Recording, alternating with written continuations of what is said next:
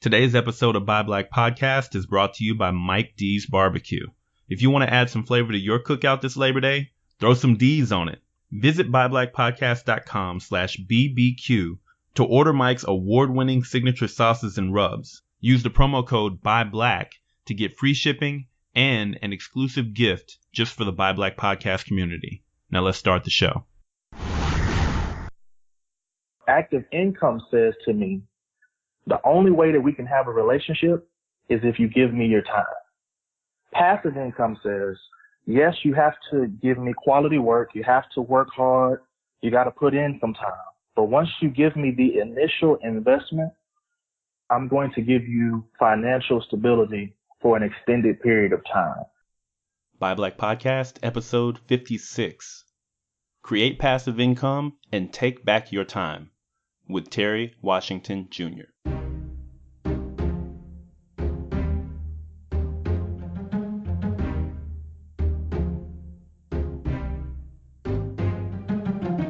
Welcome to Buy Black, the voice of black business. The only podcast that provides free marketing for growing black companies, education for budding entrepreneurs, and a reliable place for consumers to find and spend money in quality black-owned businesses.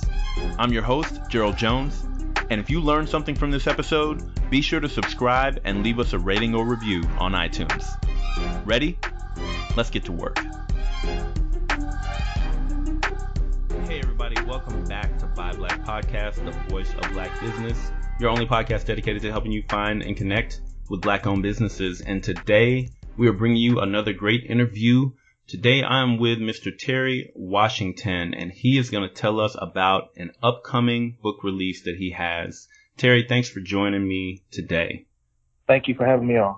Yeah, absolutely. So folks, this is just kind of a testament to you guys out there in the community. Terry and I hooked up because he was out in the world of Facebook and was like, hey, I've got a really great book coming out. Does anybody know any places where it will be good to promote? Somebody said, hey, holler at this guy. He did. And now we're together and we're bringing you a great episode that's going to talk to us about passive income. So just to give y'all a quick background, Terry has written 3 books before. He's got The Beginning of TRW Jr., and then he's got The Book of Mentality, and then also The Art of the Strong Spirit. So already a very accomplished author. The new book that's coming out is all about passive income. But before we get into that and the lessons associated with it, I just want to hand it on over. Terry, tell us a little bit about yourself. Let the audience get to know you.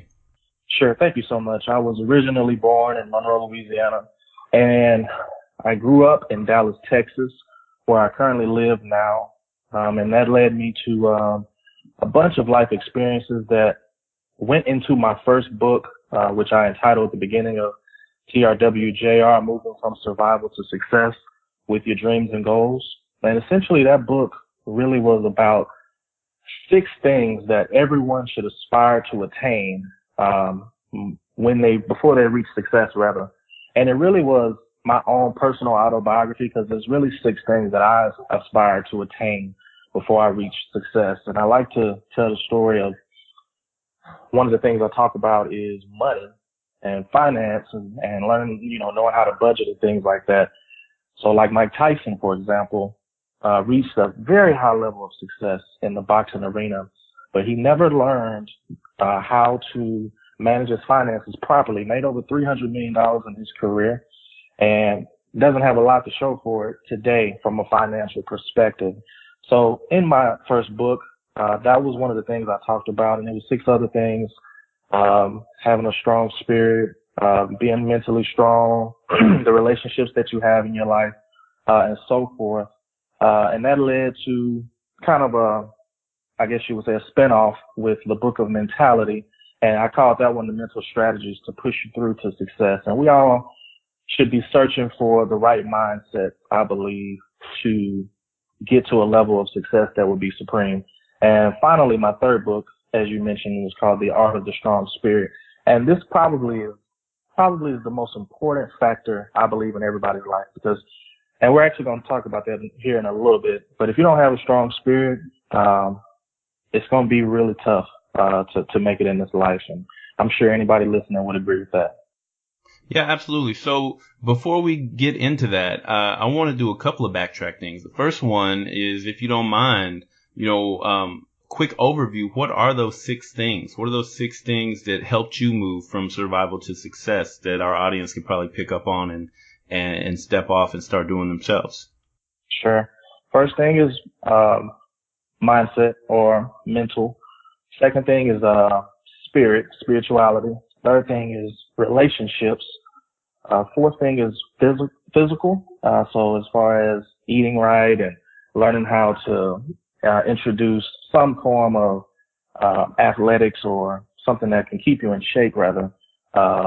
Because one of the things that I was actually doing in my research actually this past week was starting to dive into this concept of health insurance and really trying to discover what is it that an entrepreneur can utilize with respect to healthcare, because in a traditional job, we have these guaranteed, almost, if you want to say, healthcare, dental, vision. You know, we pay on it every 2 weeks or every month.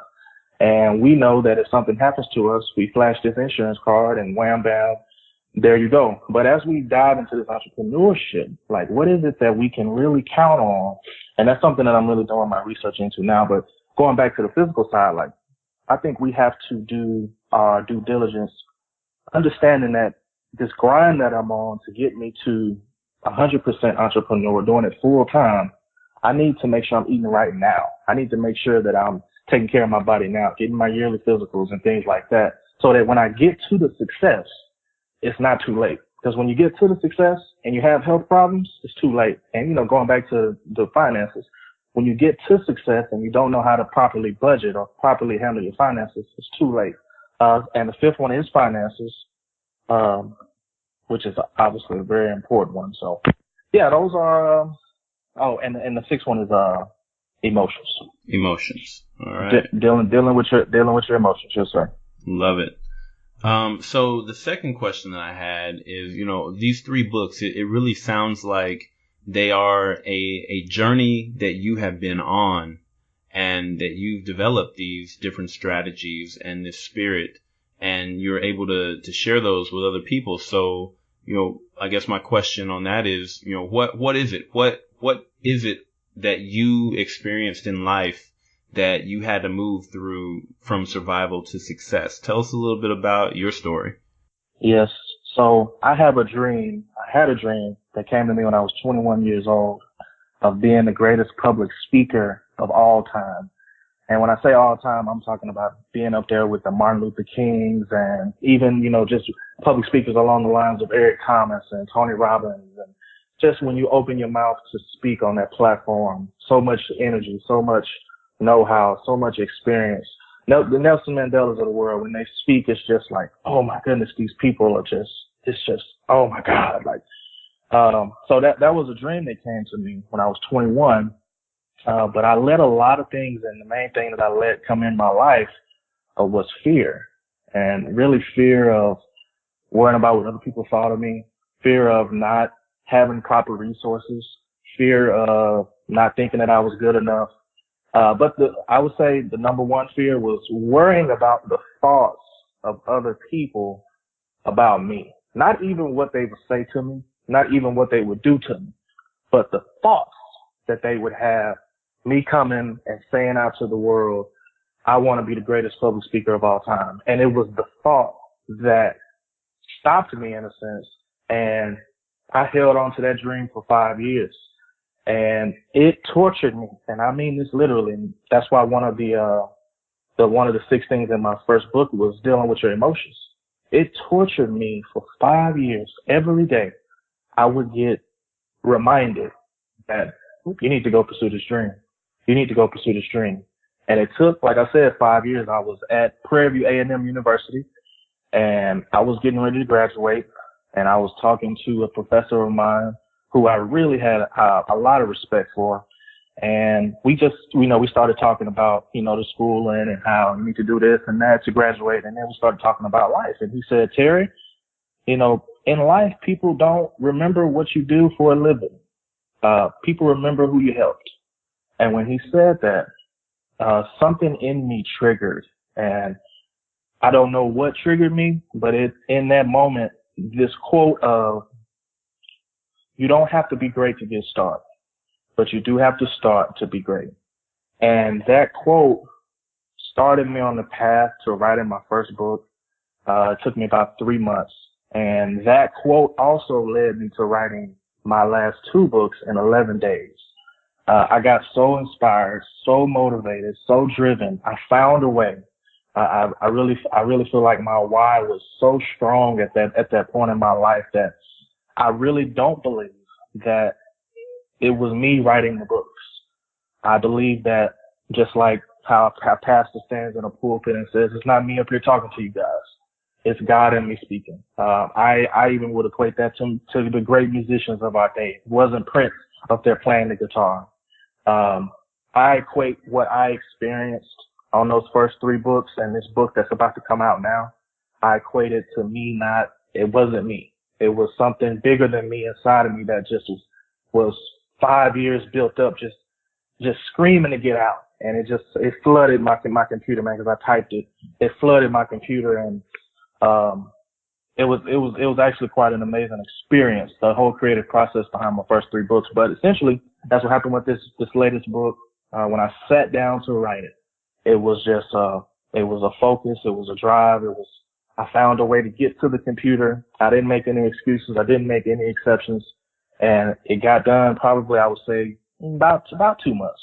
I wanted to take a quick second, and I wanted to say that line one more time, because you said it, and I know that it had an impact for you, but you said it so quickly that I had to go back and listen to it in my head when you said it again for it to hit me just how powerful that is. You said, you don't have to be great to get started, but you do have to start to be great. Absolutely. That is one of probably the most powerful lines, one of the most powerful proverbs or quotes that I think I've had on the show, man. That is, that speaks to me, right? That speaks to me really, really, really heavily because, you know, when it came to this podcast, I had no problem starting this podcast. As soon as I had the idea, boom, it was gone. But in things that I've tried to do since I started this podcast, especially things that deal with money, that deal with I'm gonna have to charge somebody for this thing, I question myself. It's like, well, am I good enough? You know, am I good enough to go tell somebody, hey, buy this thing from me because it'll make your life better? It's a tough thing to overcome. So, you know, aside from that quote kind of moving you in the direction, what did you do? What did you do specifically that just helped you overcome that fear and just start going down the path? Gosh, okay. So you kind of getting into what I was going to talk about later, but I can give it to you now. It's no problem. So that's all right. Now is later. No, check this out. Check this out. So I'm a Christian, so I believe, and I hate to take it here, but I have to. I'm a Christian, so I believe that there's a devil, and I think one of the greatest tools that the devil uses is convincing us that we need to worry about what people think about us, and like I said just a second ago, the thoughts of other people. I believe he uses that as a distraction, because once we get past that, and once I got past that, I immediately looked in the mirror and was introduced to my real enemy. And I think that the devil, and like I said, I hate to go here, but I have to. I think the devil realizes and understands more than we do that if we can master the person that's in the mirror, oh man, we can do incredible things. Any great man, any great woman in history that has done anything dealt with the exact same emotions that we as entrepreneurs that are, rather, you know, if you're new, if you've been doing it for 2 years, if you've been doing it for 5 years, 10 years, 20 years, 50 years, they dealt with the exact same emotions, but they found a way to understand that if I stop worrying about the thoughts of other people and I look in the mirror and I defeat that person in the mirror that's telling me, don't ask for that, don't write that, don't put that out, don't start that podcast, don't call them tonight, call them and cancel, because I don't think you're as prepared as you need to be prepared. So just put it off. If you can defeat those voices in your head, which is what I made a conscious effort to do every day, I would just sit in my house and just wait on them to come. Because when they came, that's when I realized something great was about to happen. When those negative voices started to come, I knew something great was about to happen because I was no longer worried about what people thought about me. I don't care what you think about this post I'm about to put up. I don't care what you think about this book that I wrote. I don't care if you don't like it. This is something that's bigger than me, and I have to get this out to the world because, like Les Brown says, I want to die empty. I want to die empty. And if I don't put this out, and Lord forbid, I go out on this highway traffic and get into a car accident, everything that God has given me dies with me. So I hope that answers your question. But yeah, that for me, man, it was about defeating the person in the mirror every day. And you won't get to that point if you worry about what other people think about you. And I think that that's the greatest tool that the devil uses against us as we try to bring our dreams out to the world. Yeah, so that exactly answered my question. And in all reality, that brings us to the point of wanting to talk about the main purpose of today's show, which is going to be your new book, which is all about passive income. So what we're going to do right now is we're going to take a quick break. And when we come back, we're going to delve into the new book that's going to be releasing this winter. And we're going to talk about some of the lessons that you have for us in the community and that as soon as we come back. So y'all stick with us. We'll be back to finish the show after this short commercial break. Are you still looking for the perfect barbecue sauce? Don't end that search without trying Mike D's award-winning signature sauces and rubs. His unique flavor profiles bring out the best in any meat, and they're the perfect complement to your grill, your smoke, whatever it is that you plan to do in this tailgating season. To find out for yourself, visit buyblackpodcast.com/BBQ and use the offer code BUYBLACK to get free shipping and an exclusive gift with your order. Oh, and if you're in the Raleigh-Durham area, visit Mike D's at the Morgan Street Food Hall from noon until 7 days a week. That's right, there's even more ways to get your hands on Mike D's signature sauces and rubs, so don't miss out and throw some D's on it. Now let's get back to the show. We are back, and we are going to jump into the meat of this program. So Terry, after his 3 books that are already out on the streets that are all about mindset, has now given us a book that is specifically about how we can change our financial futures. It is called The Purpose and Supremacy of Passive Income, The Secrets to Becoming Financially Free Without Quitting Your Job. Now, y'all know how much I talk about. Do not just jump off a cliff if you don't have income coming in and go out and be an entrepreneur. So when I read this title, it spoke to me, and I knew we're going to have a good time on this show because I love this subject, and I'm sure Terry does too. So like we did before, Terry, I'm just going to hand it off to you. Talk to us about the new book, man. What do you got for us? What are you teaching us? What do we need to do? Sure. So as I was doing my research for this project, obviously I went to Amazon and I started typing in titles because I knew that the subject needed to be around passive income. And I typed it in, and it was interesting that I would find subjects that would say 20 ways to generate income, 15 ways to create passive income, 30 ways to create passive income. And I said to myself, well, why though? Like, if I'm a person that's making 80, 90, 100 grand a year, I got great health insurance, great dental insurance, great vision insurance, got a great 401k plan. I have real estate. I'm actually about to get a second home, that I'm going to rent out eventually. So why should I even entertain reading these 20 ideas, these 30 ideas? And I said to myself, I need to figure out why passive income. What is the purpose of passive income? Because we know the purpose of active income. If you need income, you go out and you get a job. But why passive income?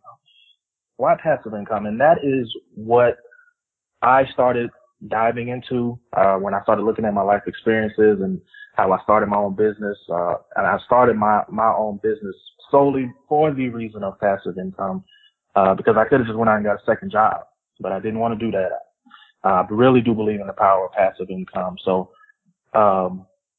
I want to start out, I guess, by saying that there's nothing wrong with active income. There's nothing wrong with trading time for money per se, but there is something wrong when the majority of your monthly income comes from active income. And there is something wrong if the bulk of your income, if the bulk of your income stops when you stop working. And let me say that one more time. There is something wrong if the bulk of your income stops when you stop. So essentially that's what the book is going to talk about. It's going to talk about the purpose, and it's going to talk about why passive income is supreme over active income. All right. So tell us a little bit about that. For people like me, I am very, I'm bought into the concept. I think it started maybe 15, 20 years ago when I first read Rich Dad, Poor Dad. And then I read the cash flow quadrant, and, that concept hit me. For anybody who hasn't heard of the cash flow quadrant, it's basically, you've got on one quadrant on the left-hand side, you've got a job. And then on the bottom side, you've got you're self-employed. And then on the top side of the right hand, you're a business owner. And then on the bottom side of the right hand, you're an investor. And the whole point of it is to move from the left side to the right side, because as a business owner, people working for you are making you money. And as an investor, your money is making you money. And that's real passive income. And so that concept really, it hit me then. And I knew eventually you got to move to that right side, but it's one thing to have the concept. It's another thing to have the steps. So how is it that we do that? How do we move to become to the point where the bulk of our income will continue to come in, even if we're not working anymore? So I think it starts with understanding what you just mentioned earlier about how we can't jump off the cliff. Passive income is something that we should all work part-time on. And let me back up just a second. So here's what I say to the person that is single, that doesn't have a family, that doesn't have anybody to take care of but themselves. If you want to just jump off of the cliff and live in your car and eat on beans and rice and do all of those crazy things so that you can put every dollar into your business, go ahead. Some of the greatest, I'm thinking about Jay Leno. I'm thinking about the guy from Power, the lead actor from Power. He slept in his car because of this dream. Steve Harvey. But Steve Harvey, I mean, the list goes on and on, man. They said, I'm not gonna get anything. I'm putting all my finances into the business. But my target audience, people like myself, we don't have the luxury to do that because we started to provide a lifestyle for our family. And it is silly to me if we say, I'm going to forego this guaranteed income that not guaranteed, but in a sense, guaranteed income from my job and put all my energy into this act of pursuing passive income and take away the lifestyle in a sense. So I just wanted to say that for the record. I don't think that we should do that as we try to transition into passive income. Now, going into your question about how can we get there, I think it definitely starts with research. I think it definitely starts with reading my book, because I have a bunch of ideas on the subject, and I have one main idea that I think everybody should pursue. What are 5 of the major tips that you've got in this book that we are going to want to pick up and read and get a little bit more about that are going to help us move from active to passive?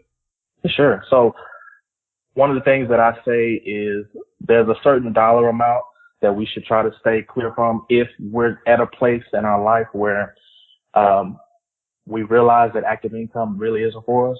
I say probably around, once you start getting to that 80, that 90, that $100,000 a year, you really want to try to cut it off there, because once you get past that point, your employer is going to start demanding more of your greatest asset. And your greatest asset is your time. And the more control of your time you have, the more control of your life you have. And I just believe that there are 4 things that everybody is going to aspire to want more of as they get older. And it really hit home for me when I had my first child last year. Um, so the first thing that you're going to want to spend more time with is God. The second thing you're going to want to spend more time with is your family. The third thing that you're going to want to spend more time with is working on your dream. The fourth thing that you're going to want to spend more time with is having fun.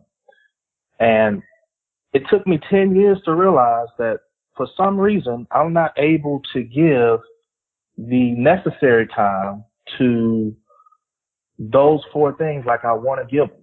And I said, why is that? And I realized that it wasn't my job that was stopping me, because we all have jobs. I have a job as a father with 2 kids. I have a job as a husband. I have a job as a member of my church family. I have a job at my place of employment. So once I realized that it wasn't my job that was keeping me from giving my time to what I really wanted to give my time to, then I started to understand that it was the fact that active income says to me, the only way that we can have a relationship is if you give me your time. Passive income says, yes, you have to give me quality work. You have to work hard. You got to put in some time. But once you give me the initial investment, I'm going to give you financial stability for an extended period of time. And that is probably the most valuable piece of information that I can give, is if you get control of your time, you get control of those 4 things. I call them the Mount Rushmore of time, because for me, those are the 4 most important things for me. It may be different for you. There may be 4 things in your life that are very important to you and that you're going to want to give more time to. But I challenge you to look at the active income that you're making, and you'll see that it's because of my active income, the fact that I'm producing the majority of my income from active income. That's the reason why I can't give the time that I want to give to the things that I really care about. Got it. So in that, you said something really key there. You said that passive income says you do have to put the time and the energy into me, but you do it once, or you do it the right way for a certain period of time, and then I will pay you for the rest of your life. So knowing that, what are some of the main types of passive income that somebody who doesn't already have a whole lot of time or money could start to build? I would recommend that they give network marketing a clear and serious look. The reason why I say that they should give network marketing a clear and serious look is for 5 reasons. We just talked about it. Number 1, money. I don't have a ton of money in the bank right now. I'm working on a job, working 9 to 5. I'm trying to keep afloat. I'm trying to make sure that things keep running smooth in my household. I don't have $10,000. I don't have $20,000. I don't have $30,000, $40,000, $50,000. I can't go get a small business loan. So I still want passive income though, because I know that this answer of me going to my job every day, I'm not living in my purpose. I know that I'm not doing that, but I have to continue to work because I have a family to take care of. So I need help. Help me. And that is why I say network marketing, because the low startup costs, if you find a network marketing company that is legit, and I happen to be a part of, I actually have a network marketing business with the number 1 network marketing business in the world. The startup costs and the maintenance costs are extremely low, and we can get into that. Number 2, we use network marketing once again to get our time back. Also, we use network marketing to get around inspired people. Getting around inspired people is so important in our life, because I believe that we are the product of the 5 closest people around us. And if you can hang around people that are always fired up, always excited, always ready for the next moment in their life, if you can get around people like that, it's gonna do something to you. It's gonna give you a certain energy. The number 4 reason we should use network marketing is it puts the 20th century business model in the back seat. And then number 5, when you start talking about legacy, network marketing puts you in position to change your legacy. And like I said, we can talk about all 5 of these if you want. I would love to give more insight.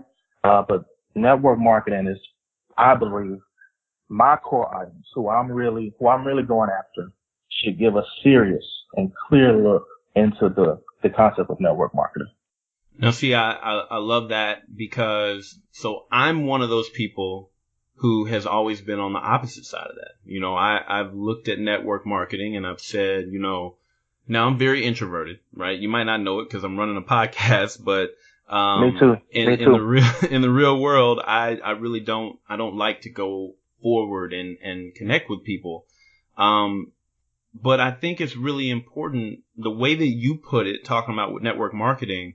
If you look at it as a business, not the big company as a business, but your network marketing business as a business, then I think it does become really easy to see the value of starting that business as opposed to starting, say, a brick and mortar business or something where there is a lot more overhead.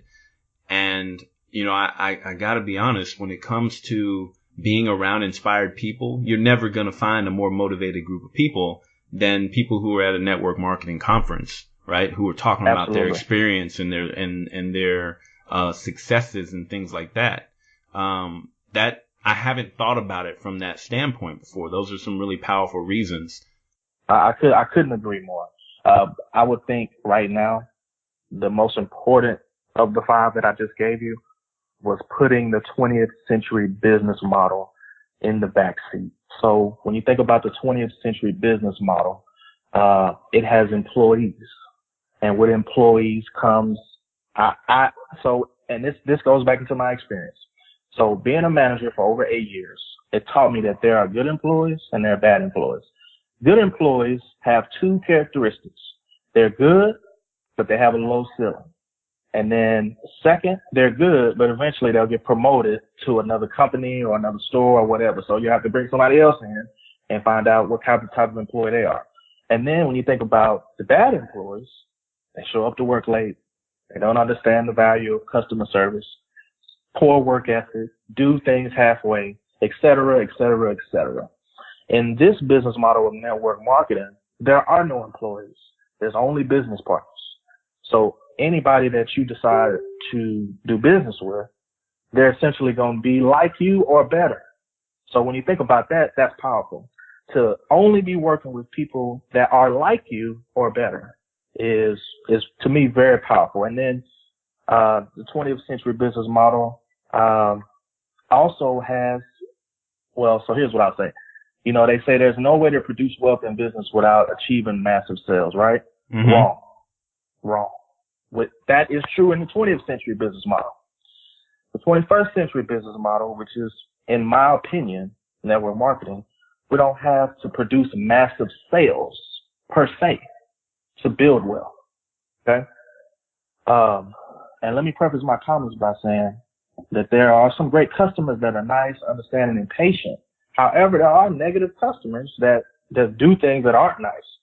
They take the anger out on your employees. They're rude and making certain types of comments. These are all things that I experienced being a manager for over 10 years. I mean, it's just, you're going to have some customers that are not nice. And in this business, if you have a customer that doesn't treat you with respect, if you have a customer that doesn't know how to be professional, you have the right to say, you know what? Thank you for your business up to this point, but we're actually going to go in a different direction. However, if you're a store manager at Best Buy, you can't tell a customer, hey, we no longer want your business because you're taking your anger out on my employees. Right. That would be an HR nightmare. And you might get suspended or lose your job or something like that. Especially with the age of social media and how people can just turn Facebook Live on. I mean, and we've seen it. We've seen customers turn like in the Starbucks with the 2 guys that were arrested at the Starbucks, mm-hmm. right? I mean, it's from that aspect, it's a lot. And the third thing I could say about the 20th century business model is that there's loss prevention. There's 100% chance that if you open up a Starbucks, if you open up a Massage Envy, if you open up a franchise, there's 100% chance that there's one employee stealing from you. 100% chance. In network marketing, everything is done online. So all of the profits, you can guarantee that there is a true reflection of the inventory that you have presently. I love it. So I can continue to beat a dead horse with this. Like I said, that's probably just one of the most important aspects of network marketing. I would love to talk about legacy if we can go there for a second. Yeah, let's do it. It's all you. Okay, sure. So when I think about legacy, and let me ask you this question. Are you able to tell me about your great grandmother or grandfather? I am not. You're not, right? No, I don't even know what color they were. Right. Do you understand that your 5 times over great granddaughter or grandfather is going to be able to get onto their computer, type in your full name. They'll know where you lived. They'll know they'll know what you did for a living. They'll know what causes you cared about. They'll know how many kids you had. They'll know what color you were. And all of these things. They'll know how you impacted the world. It was that reason when I started thinking about the power of how network marketing really gives people financial freedom, and how I met people time and time and time. I met this person, I met that person, I met this person, I met that person who was financially free from the network marketing world, who had changed the lives of hundreds, some even thousands, changed people's lives from a generational perspective. Not just my life, not just my immediate family's life, but my great grandchildren are going to be good because I've built a business so big that all they have to do is pick up the rope and keep carrying. When I think about that, when I thought about how I want to be responsible for the story that is told about my life, they just came together very quickly. And that's what continues to, I believe, produce these books, because I'm able to tell my story my way, and it's not going to be, well, your grandfather was this and your grandfather was that. No, just go read my book and you'll know all about it. Right? But network marketing also gives that platform for you to change the lives of hundreds, thousands, and even millions. If you will put 10 to 15 hours a week into it, to the point where you're able to financially retire, and you can either go do something else with your life, or you can continue to grow that business. But nonetheless, either way, you're still going to change lives. And that's why network marketing is so powerful to me, because of the ability you have to change lives.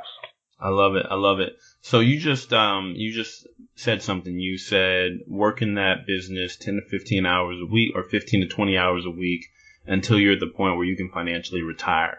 And that brings us to the other point that I know you wanted to talk about today, which was our mindset that we have around trying to hit that 60-year-old goal so that we can finally stop working.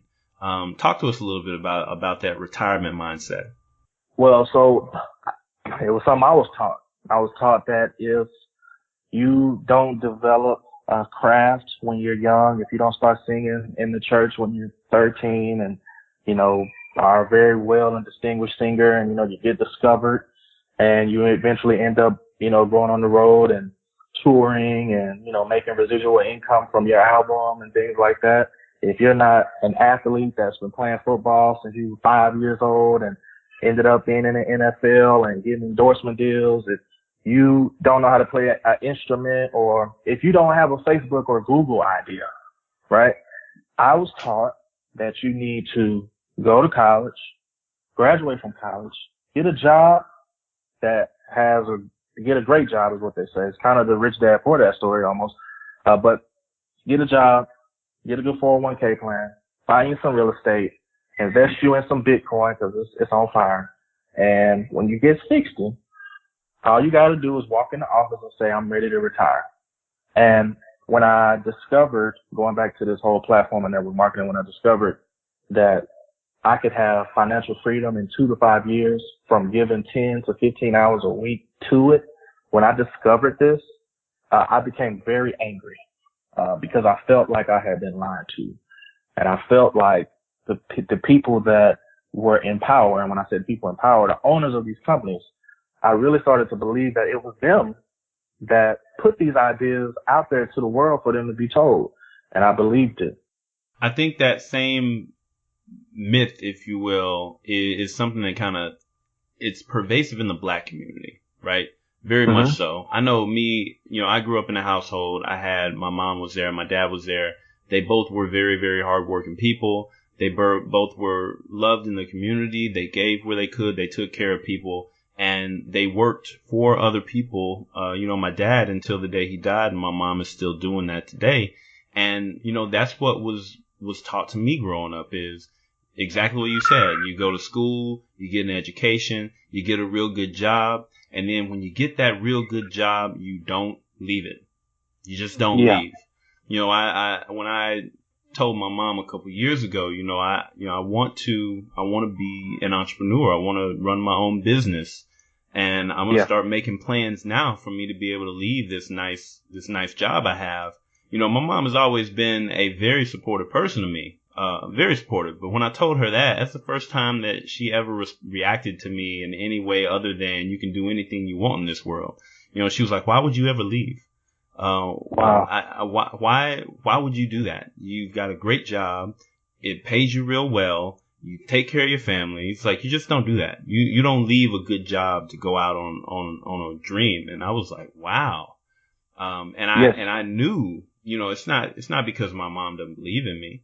It's not because, she thinks that I'm going to fail at something for the first time in my life. It's because that is the only thing that she was ever taught. And that's the only thing that she, knew to teach me is, you've got a good job, son. You've made it. What are you even talking about right now? You've made it. You've made it. Yes, sir. It is wild. So, the network marketing is definitely a way to go out and to create your own business and start creating passive income. You talked a little bit earlier about, you're going to go out and you're going to get a second house. You're going to rent that out. That's another source of passive income. Have you got maybe 2 or 3 other ones that we could toss at people who might be looking at ways for them to start supplementing that active income that they've got coming in? Nothing better than network marketing. I would say franchising is obviously a tool. Real estate is obviously a tool. Those are probably the biggest 3, I believe, in the game. But with real estate, you gotta have, well, either you have to have time to study real estate, which takes a lot of time. I just believe you're going to be given more than 10 to 15 hours a week, studying real estate if you decide to go in that arena. And franchising, I mean, it's a great idea, but there are, I believe, more cons than pros to the concept of franchising. So. Yeah, I've heard that as well. I've heard that about starting a franchise where, the corporation is really going to be taking all the money. You're just basically, buying a job. You're buying a job. And they get it up front. Wow. And then if you fail and you end up losing the business, the corporation just takes it back and they sell it to somebody else who's buying the job. Exactly. Yeah. So exactly. I've definitely heard that. And, so that's really powerful. And I think those 2 things, getting out of that mindset that you have to be 60 to retire is going to be huge for our community. And then recognizing that it's not the fact that you have a job that's holding you back, but it's your mindset around that job and around that active income that's holding us back. Well, I want to say once again, there's nothing wrong with active income. I only have a problem with active income when it's your primary source of income. When you leave your place of business as an active income earner, when you leave, your income stops. That's the only time I have a problem with active income. But somebody who has a family, who has kids, a wife, or a husband, and has people depending on them, active income is excellent. I don't want to give people the impersonation that active income is horrible and that nobody should aspire to have it. It depends. Once you get to a place with your active income where you're good, then you should start to get nervous and say, I could lose my job any moment. I could be performing well on this job. I can be the top performer. But if my job becomes too expensive or the company, they are at liberty and at will to let me go. So, yeah. All right, man. Yeah. Well, with that, let's roll into the last segment of the show. And I'm going to hit you with kind of the lightning round questions. And I like to start off. The first one is, what is the biggest challenge that you have ever faced in your life? And how did you overcome it? Or what did you learn from it? We talked about it earlier. The biggest challenge I've ever faced was not worrying about the thoughts of other people with respect to the things that I wanted to do with my dreams and goals. That was a tough challenge for me. It took me 5 years. I got my dream when I was 21 years old, and it wasn't until I was 26 that I got to a place in my life after I spoke with one of my professors at school that I was able to get past that hurdle. And the reason why I said it was a challenge was because once I got to that place, then I immediately understood and was introduced to my real enemy, which is myself. And I have been on the train of learning to master the person that I see in the mirror every day. And I don't think it's a fight that will ever stop. I think we will battle that until the day we die. That's a good one. Yeah, I would have to agree.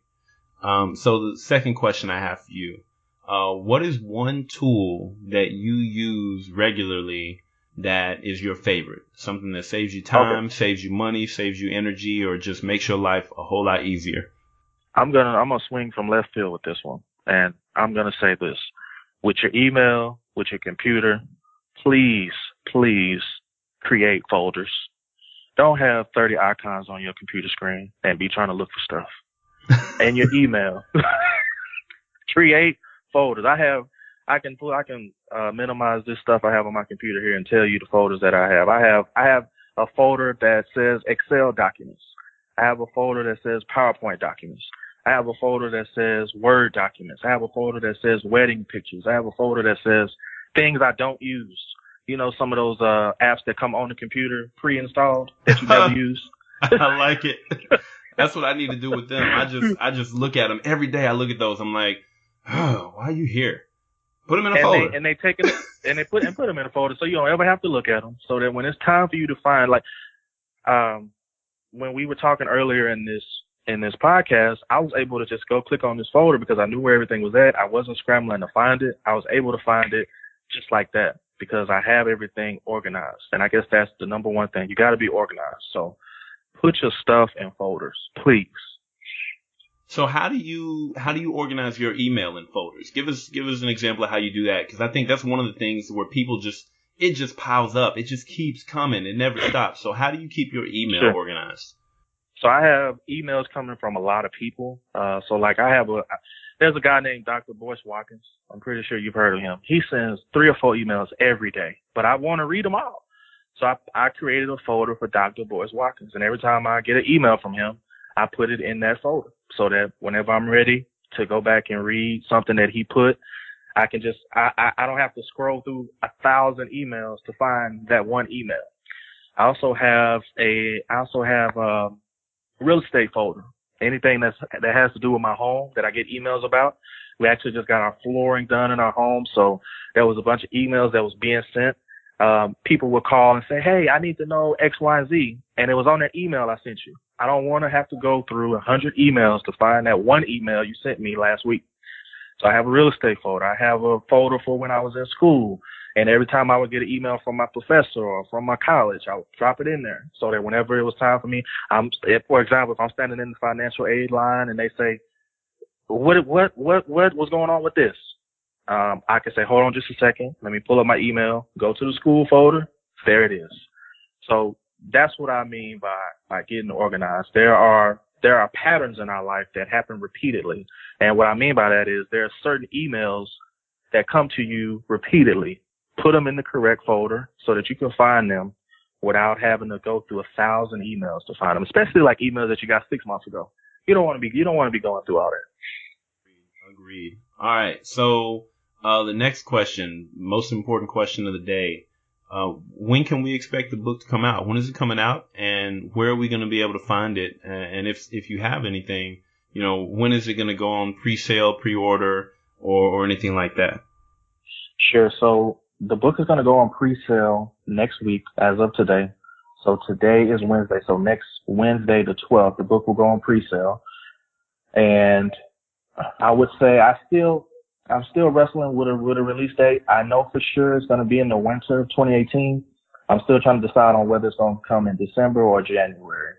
So I think you're going to ask me where people can find me. If you just go to my Facebook page or my Instagram page and just keep up with me, I'll definitely let you know when a definite date is going to come. And I'll also reach out to you, and let you know when the book will be out.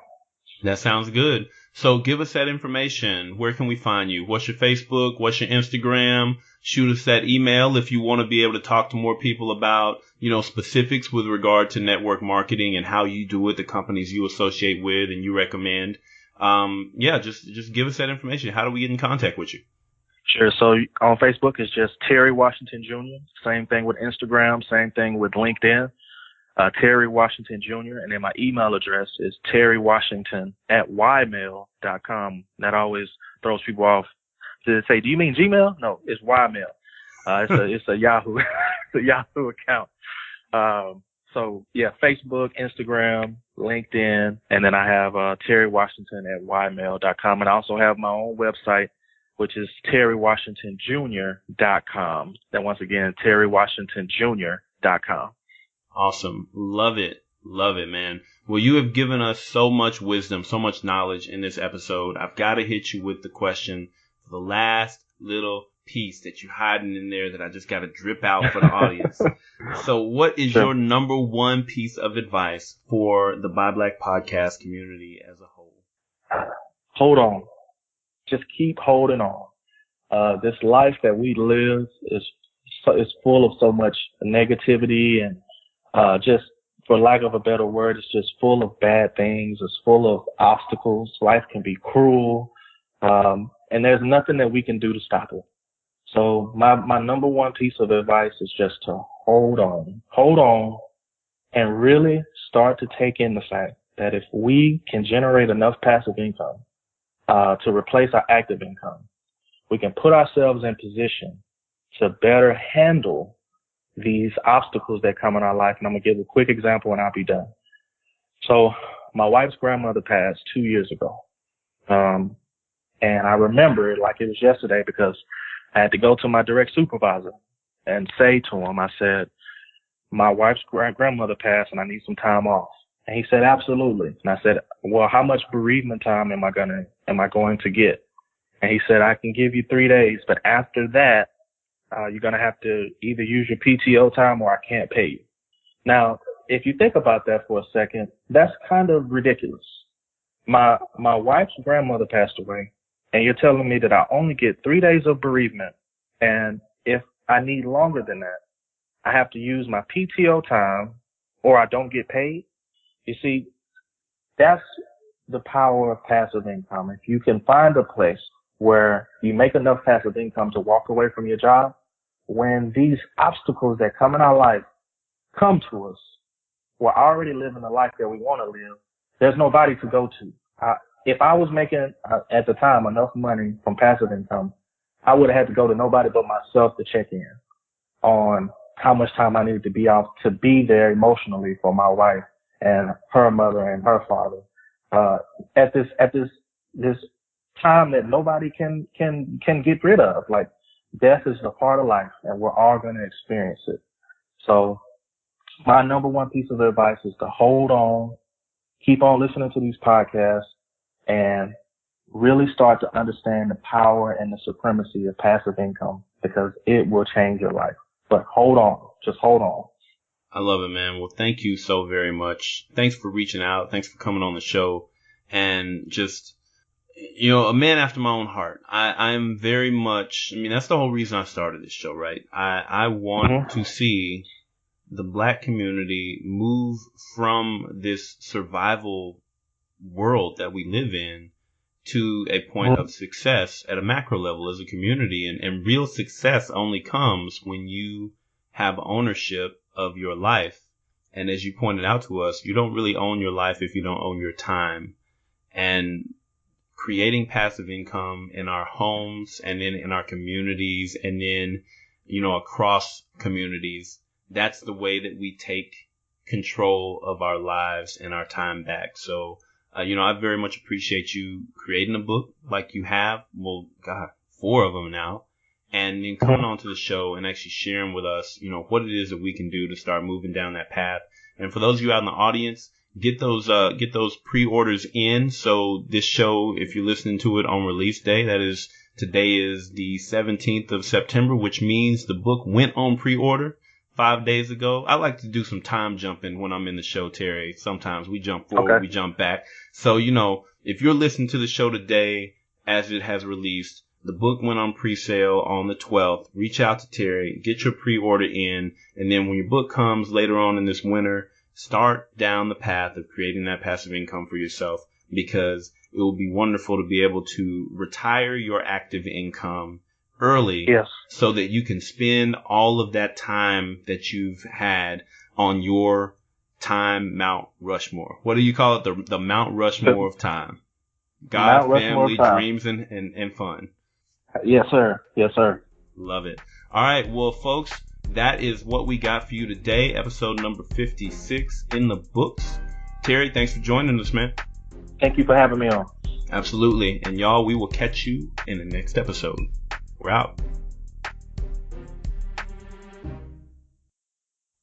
Want to show your support for Buy Black Podcast? Become a patron and get exclusive access to behind-the-scenes content and a shout-out in our new question and answer monthly episode. Make your first donation by visiting patreon.com/buyblackpodcast and send your questions for the show to questions@buyblackpodcast.com. Talk to you soon.